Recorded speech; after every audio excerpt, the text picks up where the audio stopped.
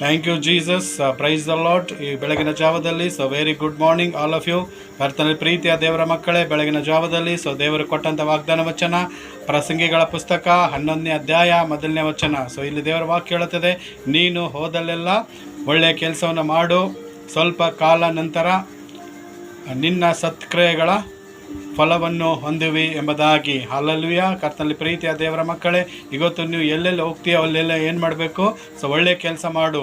ಒಳ್ಳೆಯ ಕೆಲಸ ಮಾಡಿದಾಗ ಖಂಡಿತ ಆ ಸ್ವಲ್ಪ ಕಾಲ ಕಳೆದ ನಂತರ ಏನಾಗುತ್ತೆ ಅಂತೆ, ನಿನಗೆ ಅದರ ಆ ಸತ್ಕ್ರಿಯೆಗಳ ಒಳ್ಳೆಯ ಫಲವನ್ನು ನೀನು ಹೊಂದಿವೆ ಎಂಬುದಾಗಿ ದೇವರ ವಾಕ್ಯ ಹೇಳುತ್ತೆ. ಯಾಕಂದರೆ ಒಳ್ಳೆಯದು ನಾವು ಮಾಡಿದಾಗ ಅದು ಎಂದಿಗೂ ಕೈ ಬಿಡೋದು ಇಲ್ಲ. ಯಾಕಂದರೆ ದೇವರು ಒಳ್ಳೆಯ ದೇವರು, ಆತನು ಒಳ್ಳೆಯದೇ ಮಾಡ್ತಾನೆ. ಅದಕ್ಕೆ ಕರ್ತನಲ್ಲಿ ಪ್ರೀತಿಯ ದೇವರ ಮಕ್ಕಳೇ, ಇವತ್ತು ನೀವು ಎಲ್ಲೆಲ್ಲಿ ಹೋಗ್ತೀಯಾ ನೀನು ದೇವರಲ್ಲಿ ಇದ್ದುಕೊಂಡು ಒಳ್ಳೆ ಕೆಲಸನ ಮಾಡು.